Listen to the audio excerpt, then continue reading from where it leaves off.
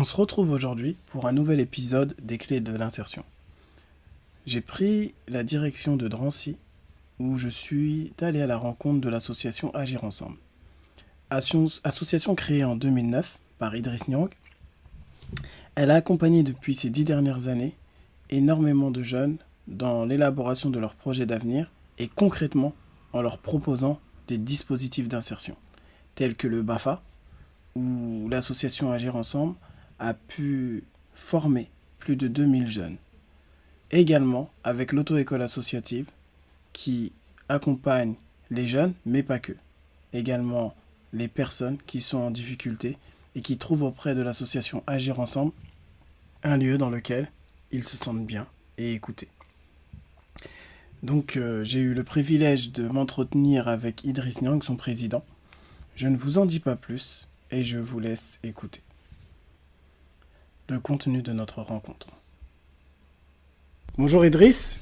Bonjour Hachemi. Je te remercie d'avoir accepté mon invitation. Avec plaisir. Je Franchement, jamais une invitation. Non mais franchement, moi je suis content, t'assure, parce que Agir Ensemble maintenant c'est une grosse association dans le 93. Le travail que tu effectues sur Drancy, il est admirable, entre le BAFA, le permis de conduire et j'en passe. Donc pour nos auditeurs, dans un premier temps, ce que j'aimerais, c'est que tu puisses te présenter, nous parler de ton parcours et ensuite on abordera les questions de fond concernant Agir Ensemble. Alors, la petite présentation, hein. Idriss Niang, président de l'association Agir Ensemble, une association que j'ai fondée pendant que j'étais à l'école. Donc moi, j'étais en licence en sciences de l'éducation. On avait un projet qu'on devait mettre en place comme acteur citoyen, etc. Et moi, je sortais de tout ce qui était assistant d'éducation, surveillant. Et du coup, moi, j'étais conscient des différentes problématiques que rencontraient nos jeunes. Et tu as vu, quand tu es assistant d'éducation, etc., tu es un peu tout en même temps. Tu es un grand frère, tu es assistante sociale, conseiller d'orientation, bureau des pleurs, etc. Parfois animateur. Voilà, animateur, tu es vraiment tout. Donc, m'étonnes. je me suis dit, il faut qu'on essaye de structurer tout ça par le biais d'une structure. Et à partir de là, on s'est dit, on va mettre en place, on va créer l'association Agir Ensemble afin de vraiment accompagner tous ces publics-là qui sont en situation de fragilité sociale ou professionnelle. Ça veut dire que toi, en fait, Agir Ensemble, ça rentrait dans le cadre d'un projet d'études à la base. Exactement, projet Voilà. d'études, mais franchement, tu vois, c'est vraiment, quand j'ai créé Agir Ensemble, c'est vraiment la suite logique des choses. Pourquoi ? Parce que moi, au départ, je fais un BEP, un bac pro, mais qui n'a rien à voir, pas dans ce domaine-là. Je fais maintenant système mécanique automatisé. Rien à voir. Après, je vais à la fac, j'essaie de faire une fac de sport parce que tu vois, je suis sportif. Mais ça se passe mal et d'un coup, j'arrête mes études. Et quand j'arrête mes études, j'étais déjà animateur. Et là, assistant d'éducation, je le fais à temps plein. Donc, je le fais un certain temps. Et à un moment, je me dis, je vais essayer de repartir à l'école. D'accord. Et on me parle d'une licence en sciences de l'éducation qui pourrait correspondre à ce que je fais déjà sur le terrain. Et franchement, j'y crois pas parce que je suis pas scolaire. Je suis scolaire, mais bien pour un bac pro. D'accord. Mais d'un bac pro qui va à la fac, c'est pas le même niveau. C'est pas Donc, les ça mêmes va être exigences. Exactement. C'est-à-dire, moi, j'étais bon pour un bac pro, mais pour la fac, j'avais vu que c'était pas bon. Parce que quand au départ, j'y avais été, c'était vraiment pas trop ça.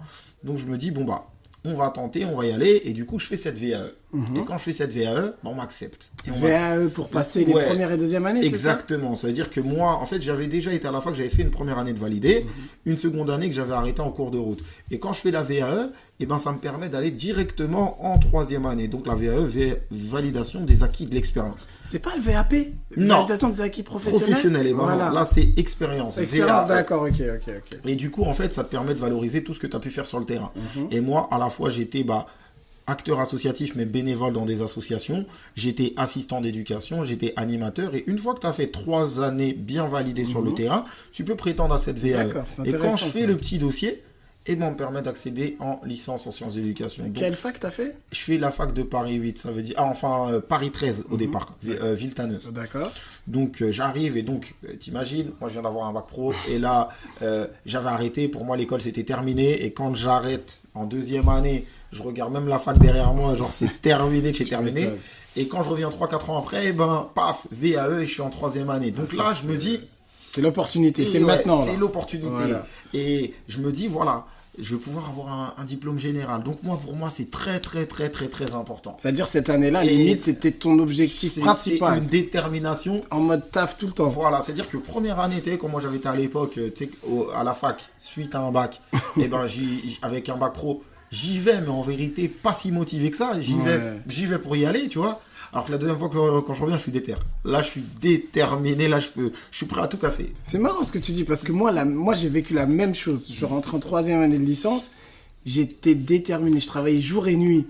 Même mon frère, ma mère, ils pouvaient me dire quoi que ce soit. Écoutez là, c'est les cours d'abord. Voilà, c'est ça. Et moi, j'étais là. C'est-à-dire, mais à ce moment, je découvre tout. Parce que tu vois, moi, quand je suis en bac pro, j'ai pas cette notion d'aller à la bibliothèque, etc. Donc là, maintenant, ceux de ma classe, ils me disent, non, écoute, là, quand il y a les devoirs, les gros dossiers, si on doit aller en bibliothèque, on a des mémoires à faire. C'est-à-dire, moi, je découvre plein de trucs. Mais je me rends compte que moi, ce que j'ai appris sur le terrain, eh ben, c'est ce qu'on est en train d'apprendre en cours. C'est-à-dire, tu avais la pratique, voilà. C'est juste mettre les termes théoriques. Exactement, les termes théoriques. Toi, ça veut dire que moi, je savais territoire. En fait, tu l'avais déjà fait, quoi. Moi, je savais c'était quoi la psychologie de l'enfant, mais je savais pas que c'était un gars comme Piaget qui avait fait ça, par exemple. D'accord, ouais, tu vois, c'est-à-dire que moi, la psychologie de l'enfant, je la mettais en place tout seul. Mais par contre, savoir qui a fait ça, qui la théorie, la théorie, etc. Voilà. Donc moi, au final, j'avais plus qu'à apprendre c'est qui a fait ça, qui a mis en place ce dispositif, etc. Parce que moi, en vérité, de l'autre côté, ce que je faisais sur le terrain, c'était parfait. Et au même moment, quand j'ai fait cette VAE, je me suis dit, on a plein d'acteurs aujourd'hui qui sont bons sur le terrain. Mais ils ont une difficulté à l'écrit. Et à l'inverse, tu as ceux qui sont bons à l'écrit, mais leurs projets ne sont pas en adéquation avec les problématiques de terrain. Mais ce que tu dis, parce qu'on est à peu près de la même génération, je l'ai vécu. J'étais éducateur en prévention spécialisée, je travaillais sur le terrain avec des jeunes, des projets, des séjours, mais j'avais aussi ce problème-là lié à me confronter à tout ce qui était théorie et école. Et lorsque je me suis mis dedans, eh ben, ça a été une force pour moi. Parce qu'en fait, comme toi, j'avais ce vécu de terrain. Voilà, exactement. Et c'est-à-dire que là, je me suis dit, si jamais je décroche ce diplôme, et bien là, on va être bon. Parce qu'on va pouvoir associer les deux. Et si tu associes les deux, tu vas pouvoir tirer ton épingle du jeu. Parce que même quand toi, tu vas peut-être démarcher, tu vas peut-être candidater à des offres, et bien là, ça va être beaucoup mieux. Donc, je me dis, ça veut dire qu'il y a tout ça derrière la tête. Et quand je vais dans cette licence, c'est déterminé. Donc, je fais le premier semestre et tout. Et je me rends compte que sur le premier semestre, je suis vraiment pas mal. Je fais partie des premiers. Tu vois, carrément. Carrément, on fait partie des premiers. C'est-à-dire, dans plein de matières et tout, je vois que j'ai les meilleures notes. Donc là, je me dis, c'est bon, j'ai fait la moitié. Et t'as vu, second semestre, on arrive en janvier. Et quand on arrive en janvier, donc janvier 2009, et ben tu vois, 20 janvier 2009, ça correspond à mon second semestre et ça correspond donc du coup à la date de création de l'association. Parce que moi, c'est mon devoir à l'école à ce moment-là. Pratique théorique. Exactement. Donc, s'il n'y avait pas ça, ça allait être compliqué. Exactement. Bah après, moi, c'était un devoir et tout. Je pense qu'on l'aurait fait tôt ou tard parce que franchement, on avait vraiment ce besoin de s'investir dans nos quartiers. Mais voilà, tu vois, ça correspond. C'est un devoir à l'école. 20 janvier 2009, je rends mon devoir et c'est bon, c'est la création de l'association.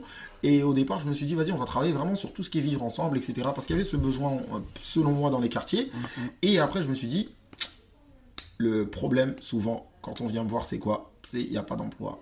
Il y a un problème de formation.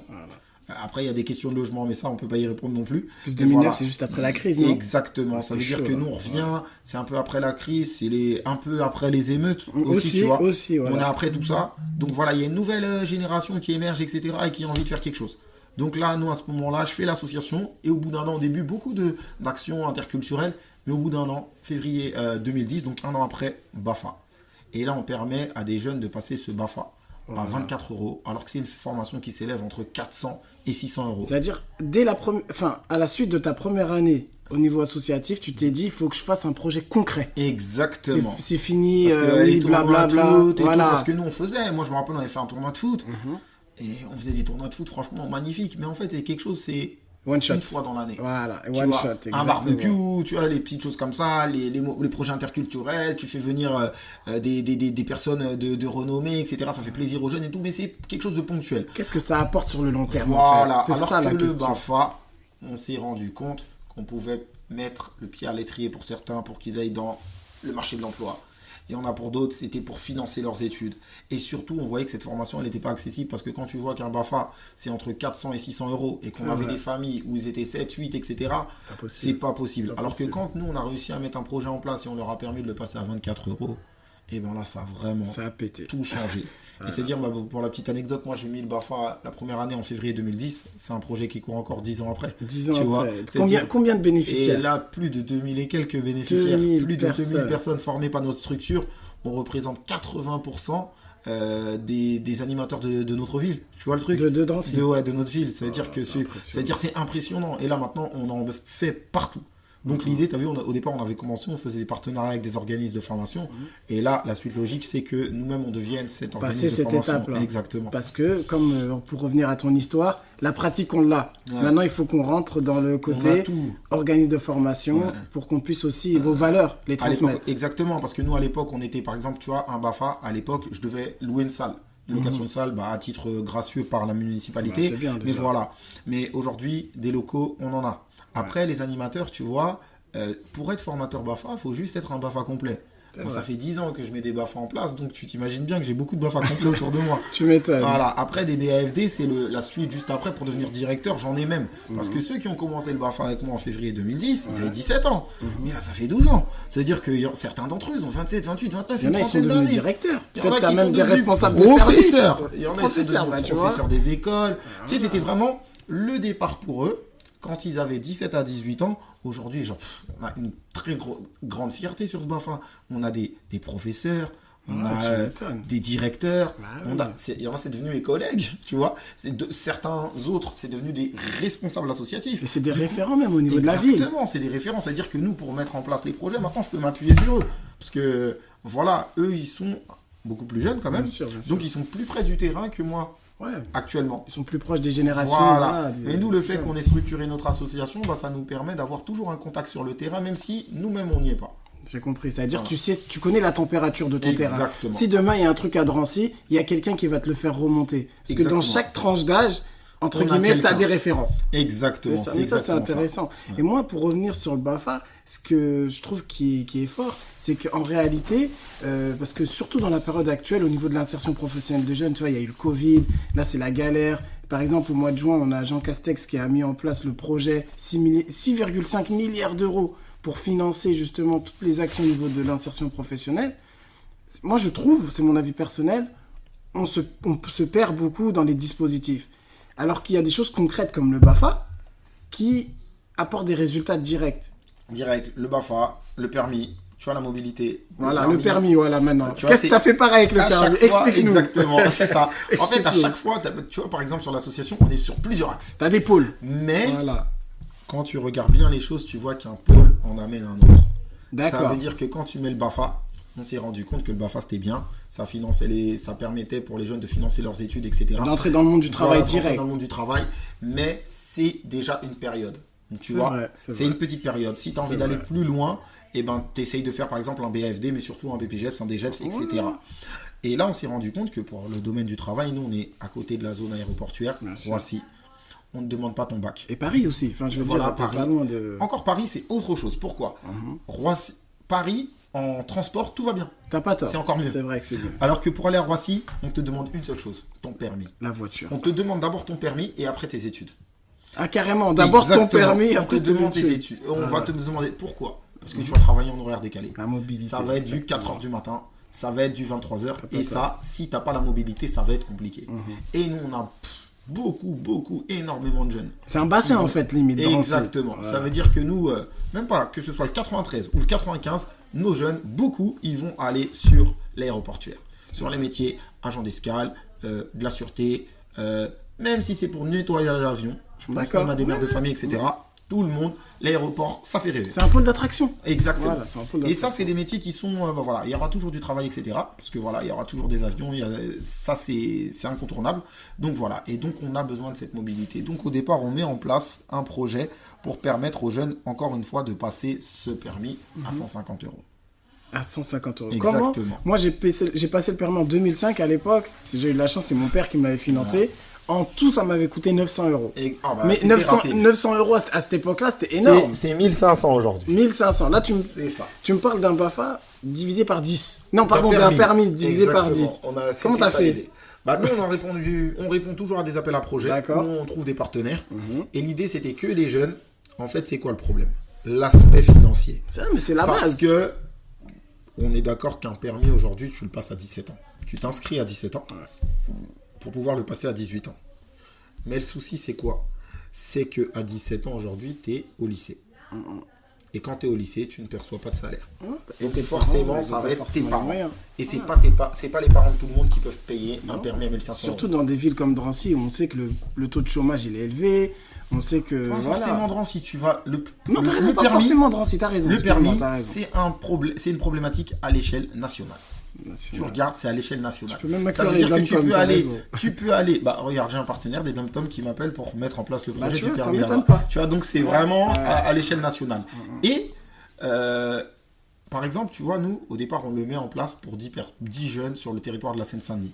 Et pour revenir à ça, on se dit que l'aspect financier, ce n'est pas donné à tout le monde. Par contre, s'engager, c'est tout le monde qui peut le faire. Ah, ça c'est sûr. Donc on leur dit, vous allez passer le permis à 150 €, par contre, vous allez faire du bénévolat derrière. Combien d'heures à peu près? 70 heures de bénévolat. 70 heures de bénévolat, 2 heures par semaine, c'est calculé pour que sur l'année, ils 2 fassent semaines. que 2 fois. Voilà. C'est peu. Non. Non, je veux dire, c'est c'est 70 heures, ça Voilà, équivaut à exactement. 2 semaines. Exactement. Et ça veut dire, ils en font, mais c'est 2 heures par semaine. Comme ça, toi, ça te permet aussi d'avoir des personnes ici qui sont Exactement. constamment. Exactement, mais après, c'est quoi? L'idée, au départ, c'est qu'ils vont passer le permis à 150 €, mais une fois qu'ils vont obtenir le code de la route, eux, ils vont faire une sensibilisation des dangers de la route. Pour la SSR 1 à SSR 2. Ça veut dire que nos jeunes, ils vont faire ambassadeurs de la sécurité routière. Et ça veut dire qu'eux, ils ont 17-18. C'est les meilleurs pour parler à des 14-15 ans du collège. C'est cette génération-là Voilà. qu'on sait qui sont sur les motos, Voilà. qui font des rodéos, qui font des routes toute Exactement. la journée. Et nous, à l'époque, si on a 25 ans, on va connaître des enfants de 14 ans. Mais tu vois, entre quelqu'un qui a 18 et celui qui a 14, c'est vraiment la génération juste après. Donc, ils sont en mais contact. ils se connaissent, Et ils c'est se ça voient leurs tous les exemples. jours. C'est ça leurs exemples. C'est ça. Et donc, nous, l'idée, c'est de mettre en place des exemples positifs. Ils les regardent peut-être certains pour faire des bêtises, mais maintenant, ils vont les regarder pour faire quelque chose de bien. Et donc, nous, l'idée, c'est que dès qu'on arrivait dans un établissement, tout le monde était comme ça. Tout le monde ouvrait les yeux, ils regardaient, les professeurs, ils étaient contents, parce que ça, c'était un projet, c'était vraiment une transmission de savoir. Tu vois. Donc, les jeunes, on les forme, et de cette formation, ils vont former des plus jeunes. Moi, ça me fait ton récit, ce que tu expliques, ça me fait penser à un livre d'un sociologue qui s'appelle Thomas Sauvadet, de Capital Guerrier. Et en fait, lui, il analyse les quartiers et les interactions entre les jeunes. Toi, tu me parles pas du livre, mais de ce que tu me dis, c'est que tu as compris comment ça marche les interactions dans un quartier. Exactement. C'est trop fort. Tu vois, c'est à peu près pour revenir à la fac, c'est ça. Là, par exemple, Voilà, tu vois, j'ai fait une j'ai pas lu interaction. le T'as livre. pas lu le livre, t'as pas lu le mais livre. tu as vu avec le procédé qu'on met en Exactement, place, ouais. c'est exactement les notions que les chercheurs y décrivent. Ouais, Qu'est-ce que je exactement. veux dire, ça va être ça. Parce que toi, tu les vis au quotidien. Exactement, tu as tout Voilà, compris. tu les vis au quotidien. Voilà, donc nous on a travaillé sur l'axe mobilité et regarde, après, nous au départ c'était un projet pour 10 personnes. Donc on a mis en place ça en 2012, 10 personnes. Après au fur et à mesure on s'est structuré et à partir de 2018 on s'est dit attends, on est assez grand pour créer nous-mêmes notre structure. Donc on a créé une auto-école associative. C'était compliqué au début? Moi c'était un peu compliqué parce que les auto-écoles associatives, il n'y en a pas beaucoup. C'est un dossier assez compliqué à faire, c'est assez long, c'est avec la préfecture, mais au moment où on le fait, on est bon, on est structuré. En fait, toi, ce qui te donne la détermination, c'est que tu sais que lorsque tu vas balancer un projet, et Il va fonctionner. Il va fonctionner, il va péter, comme on dit. Et Voilà. ben voilà, c'est le bon terme, Voilà. il a pété, regarde. On en faisait 10 à l'époque. Là, sur le territoire de la Seine-Saint-Denis, j'accompagne plus de 400 personnes. Ça veut dire du Tu BAFA où au début vous étiez à une première session, on est passé en 10 ans à 2000 et quelques. Ouais. Là, de 10, on passe à 400. Et ça Voilà. fait que commencer. Et 400, pardon, c'est sur le territoire de la Seine-Saint-Denis. Tu rajoutes D'accord. 100 sur le Val d'Oise, tu rajoutes 100 sur le Val-de-Marne. Et là, Ah, t'as commencé dans le Val-de-Marne? Ouais, je C'est bien, commence là c'est prochainement. bien, Parce c'est bien. qu'après, le truc, c'est quoi? C'est que de ce projet, qui était ponctuel, eh ben, on en a créé un dispositif qu'on a intitulé 100 permis pour les 100 permis. Voilà. Et 100 permis, pourquoi? On a fait un jeu de mots. 100, le premier, c'est le chiffre. C'est pour rendre la formation accessible à 100 personnes.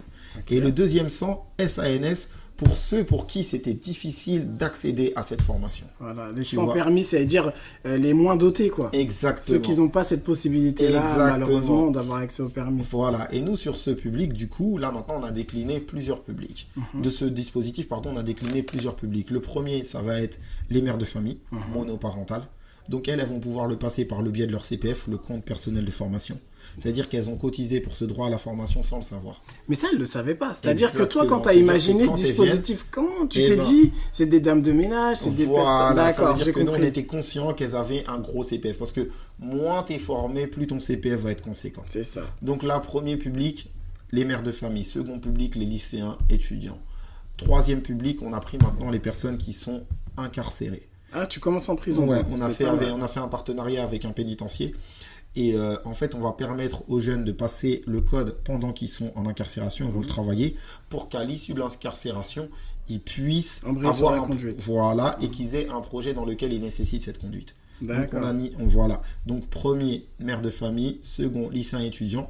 Là, les personnes incarcérées. Et là, pas plus tard qu'hier, on a fait un partenariat avec des centres médico-sociaux. Ah oui, ça veut dire pour les personnes qui ont une petite déficience mentale ou des problèmes cognitifs, et ben eux aussi, on va essayer de mettre en place cette formation pour qu'elles soient... médicalement, ils sont aptes. Exactement. Voilà. Et par contre, tu vois, pour les cours, et ben on va prendre un professeur qui va prendre beaucoup plus de temps.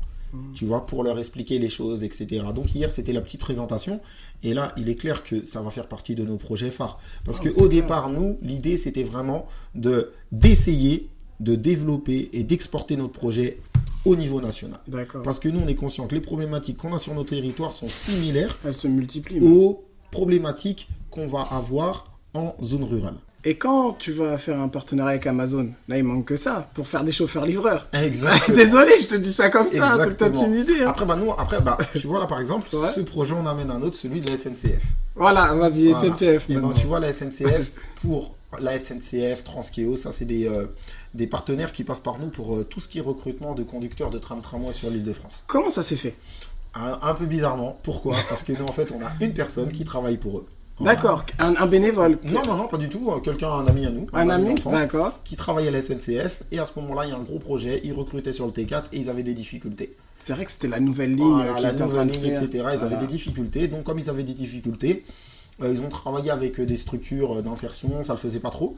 Et lui, il a proposé de présenter notre structure. Et quand il a présenté notre structure, on s'est présenté et ça a collé direct. On a fait une première session dans laquelle on a fait d'excellents résultats.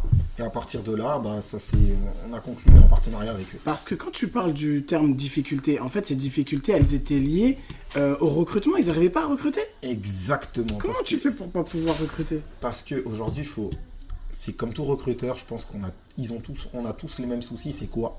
C'est que tu vas recevoir une multitude de CV. Ah, ça, c'est pas un problème, les CV. C'est pas un problème. Tu vas recevoir 200 CV, mais tu vas pas pouvoir en exploiter 200. C'est-à-dire que même si tu définis les critères, il y en a qui viennent, des petits malins, ils vont tenter leur chance. Moi, le premier, quand j'étais jeune, je te dis la vérité, j'avais pas le diplôme, je voyais un poste qui m'intéressait. On y va, on fonce, et même si des fois on n'a pas les conditions, mais on y va. Voilà. Et donc, nous, le travail avec eux, c'est quoi? C'est de faire tout le sourcing. Et de nous présenter les bons candidats. D'accord, c'est faire une présélection de gens qui rentrent dans les critères. Nous, par exemple, sur une petite période, je vais recevoir 150 à 200 CV. Et sur les 150 à 200 CV, moi, l'idée, c'est d'en sélectionner les 40 meilleurs. D'accord. Mais moi, je le fais... En fonction du profil. Exactement. En fonction du profil. On a même pu définir un profil... le profil type pour être conducteur de tramway. Ça veut dire que nous, selon nous, c'est quelqu'un qui a au minimum 23 ans et qui a un bac techno. D'accord. Ça, c'est le profil idéal parce que tu as remarqué que c'est ceux qui tiennent le plus lorsqu'ils rentrent au tramway. Exactement. Et c'est ceux qui arrivent à... Parce qu'attention, parcours du combattant. Il y a 5 tours de sélection. 5 tours? 5 tours. C'est Hunger Games ou... C'est pour devenir pilote d'avion. Ah, c'est Hunger Games le truc. Même moi, je pourrais pas réussir, ça se trouve. Ça veut dire sur les 5 tours, comment ça se passe? Tu as un premier tour, le test écrit. Ouais. Second tour, un entretien avec la RH. Troisième tour, un test psychotechnique. Quatrième tour, un autre entretien avec un psychologue. Cinquième tour, visite médicale. C'est impressionnant quand même. Pour te donner un chiffre, à l'échelle nationale, quand ils ont 100 candidats, il y en a un qui passe les 5 tours. 1 sur 100? 1 sur 100. Et les tiens, combien? Et nous, ils sont contents, pourquoi? Parce qu'on en envoie 40 et on arrive à en faire passer entre 8 et 10. Ah, c'est énorme. Ouais, c'est énorme. C'est énorme. Et c'est pour ça que d'un projet ponctuel, c'est devenu une convention pluriannuelle. Voilà, donc c'est vraiment un partenariat qui tout le monde est content, chacun il se retrouve. Ouais, il s'y retrouve et ça nous a permis déjà de financer notre projet voiture, de financer nos 2 premières voitures. D'accord, pour l'auto-école. Exactement. Voilà. Et pour la petite anecdote, l'année dernière, on est leur meilleur recruteur. Pour l'année 2019. 19, exactement. C'est-à-dire au départ, on le fait pour 1 an. En fin d'année, ils regardent.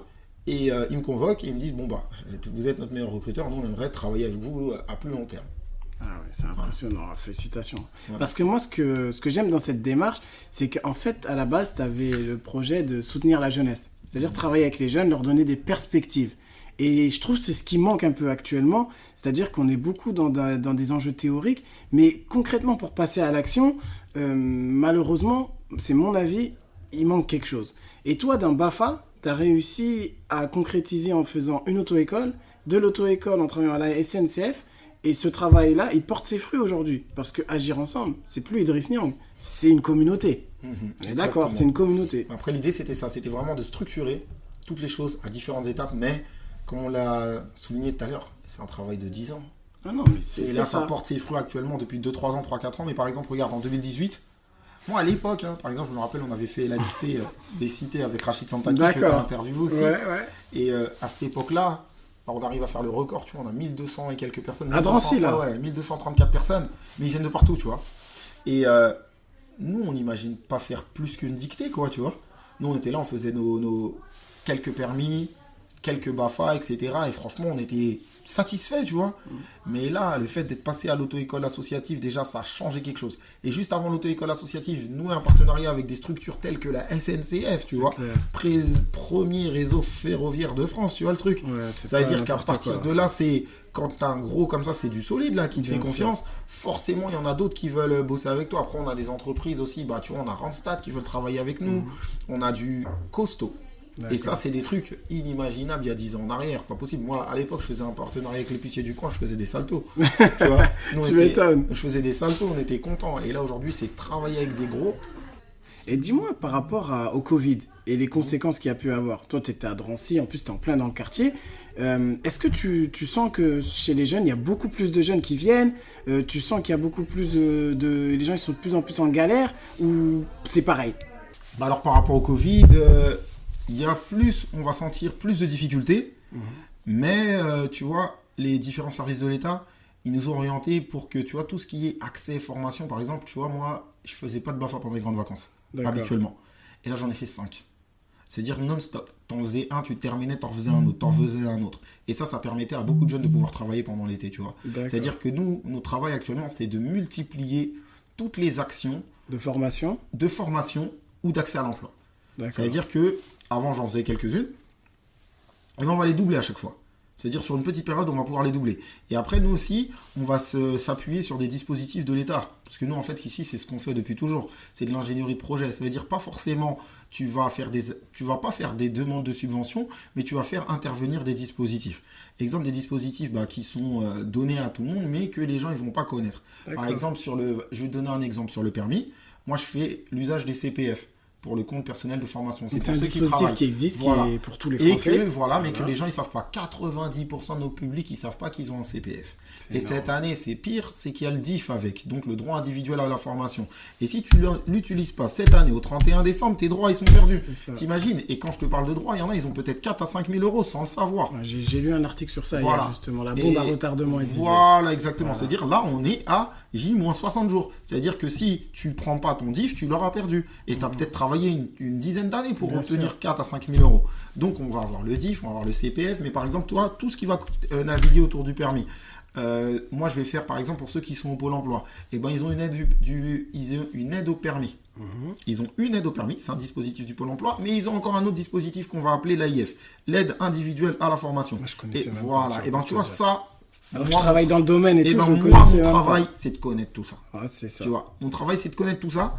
Et tu vois, voilà, on va aller plus loin. Si toi, moi, l'autre fois, j'étais en train de parler de ça avec quelqu'un, j'ai dit, regarde, j'ai une personne de la mairie, c'est une assistante sociale, qui me contacte pour un projet du permis. Et moi, quand elle m'appelle, direct, je me dis qu'elle veut le mettre en place pour son public. Ouais. Et en fait, c'est pour elle. Ah, c'est pour elle? Ouais. Même ça veut dire que tu imagines, quand elle m'appelle, c'est pour elle. Et je me dis, après réflexion, mais cette dame-là, elle est censée le savoir pour le présenter à ses publics. C'est une professionnelle, elle a un diplôme d'État. Exactement. Et c'est même pas dans le sens diplôme d'État, mais c'est pour te dire que si nous-mêmes, professionnels, des fois on n'est pas au courant, imagine-toi nos bénéficiaires. Ah non, moi je t'avoue que parfois je vais rechercher des choses parce que Le CPF, quand tu parles de ça, jusqu'à présent, il y a, pour certains, on ne sait pas. Et la plupart du temps, ce qui est vraiment dommage, c'est que ceux qui ne le savent pas, c'est ceux qui ont le plus souvent. C'est ceux qui ont vraiment 3 000, 4 000, 5 000, ceux qui n'ont pas bénéficié de beaucoup de formations. Aujourd'hui, quelqu'un qui a un bac plus 5, son CPF, il ne va pas être conséquent. Alors que celui qui a arrêté ses études très tôt, et qui a travaillé de nombreuses années, et lui, il va avoir un CPF. Et là, c'est dommage qu'il ne l'utilise pas. En plus, c'est accessible avec moi, je l'ai téléchargé. C'est l'application, tu mets ton numéro de sécurité sociale. Et en 2-3 clics, il est calculé. C'est-à-dire, tu viens, tu télécharges l'application Mon compte formation. Une fois que tu l'as téléchargé, tu mets deux trois renseignements, ton adresse mail, ta date de naissance, etc. Et dans la minute, tu sais, t'as combien sur ton CPF. Et nous, quand on le faisait pour les mères de famille, bah, elle venait 3 000 euros, 4 000 euros, 2 000 euros.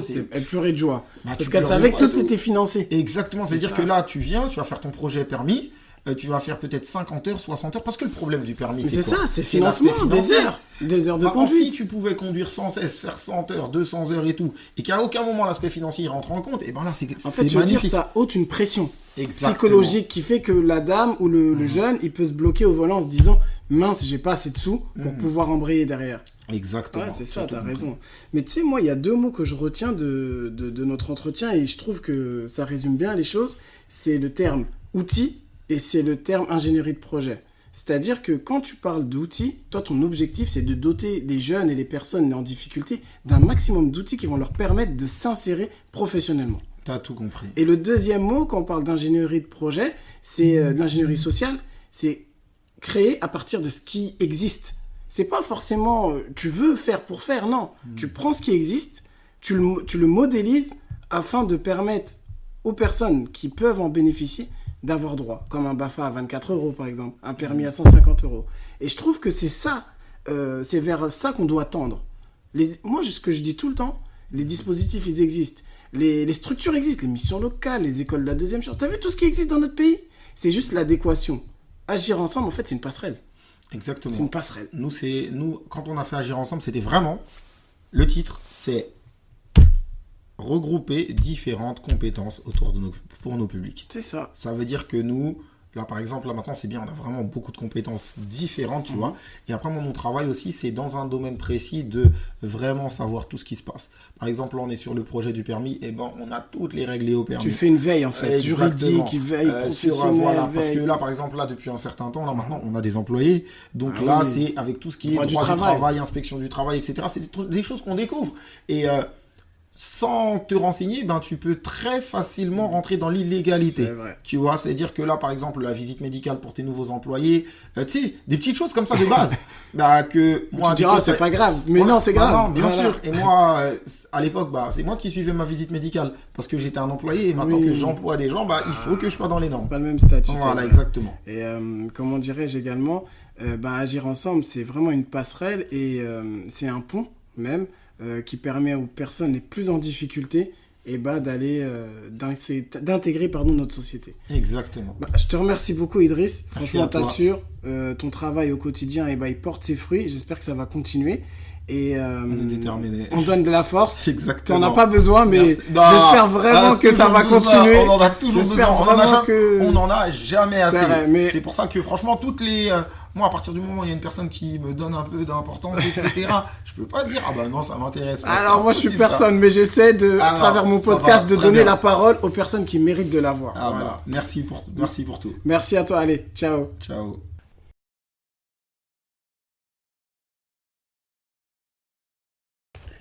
Il s'agit pour moi d'une super rencontre. Le fait d'avoir pris le temps de discuter avec Idriss et de sa vision de l'insertion professionnelle des jeunes, ça m'a fait prendre conscience d'une chose, que c'est bien de faire des discours, mais qu'il est mieux d'agir. Et l'action, Idriss et son association Agir Ensemble, la pratique au quotidien. C'est-à-dire que cela fait 10 ans qu'ils sont sur le terrain, qu'ils travaillent auprès des jeunes, avec les jeunes, dans l'objectif d'accompagner ces jeunes vers l'emploi. De la formation BAFA, il a embrayé sur la formation au permis de conduire, qui l'a amené à évoluer vers le recrutement de jeunes pour la SNCF. Il n'avait pas toutes ces compétences au début, mais le travail au quotidien, sa motivation et son envie de faire pour le public l'a amené à se transcender et à travailler sur ces thématiques, jusqu'à aujourd'hui, avoir toute une communauté autour de lui. C'est pour cela qu'il est important d'être proche du public, proche des jeunes, proche des personnes que l'on accompagne. Et c'est ça la particularité d'Idriss. C'est que là où il est, il connaît son public et son territoire. Donc je vous remercie pour l'écoute de ce podcast. N'hésitez pas à partager, à liker et n'hésitez pas à me laisser des commentaires. Donc ouais, moi, je vous dis à très bientôt. Allez, ciao.